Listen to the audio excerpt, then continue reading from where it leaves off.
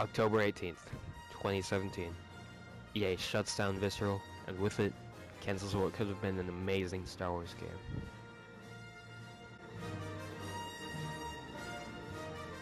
Alright, so all the way back in 2013, the greediest company in all of gaming acquired the license to produce Star Wars games under Disney. Of course, this led to DICE rebooting Battlefront for the modern era, in a somewhat decisive game amongst the community, but they had other plans as well.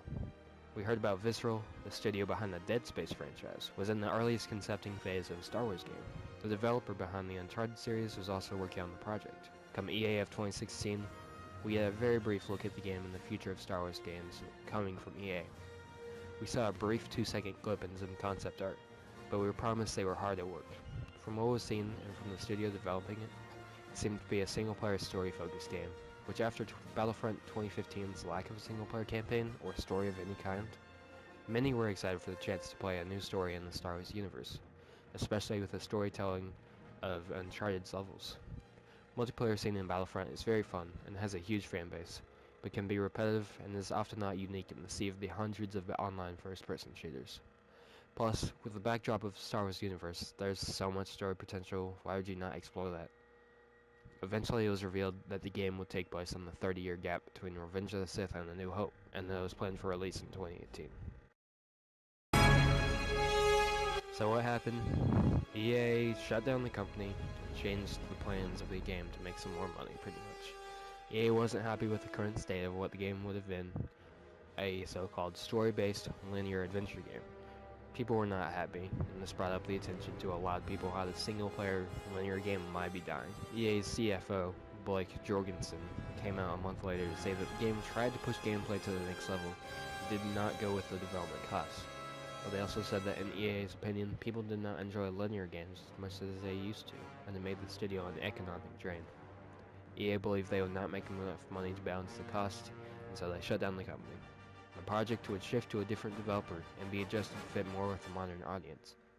This sounds to me that if the game ever does see the light of day, it will either be changed to an open world game, more emphasis on multiplayer, and knowing EA, more possibilities for microtransactions.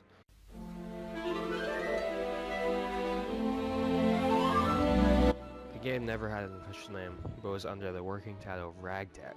It would be a heist story, described as Ocean's 11 in the Star Wars universe. This game's protagonist would be Dodger, a cracked mirror version of Han Solo. He would be joined by a team of scoundrels, a gunslinger named Robbie, a mob boss's daughter named Una, and Buck, the mentor of the group. The story would actually take place between the New Hope and Empire, and would explore the ramifications of Alderaan's destruction. You would be able to control several members of the team, with an emphasis on sabotaging environments to distract enemies in non-lethal ways. It was reported that in development, EA demanded to incorporate a multiplayer aspect to the core game. It would have featured space combat inspired by the cancelled space combat game based off of Assassin's Creed Black Flag's pirate ship gameplay. Thennick also said they did not want to dive into Jedi, lightsabers, and the Force much in this game, and EA was not happy with this either.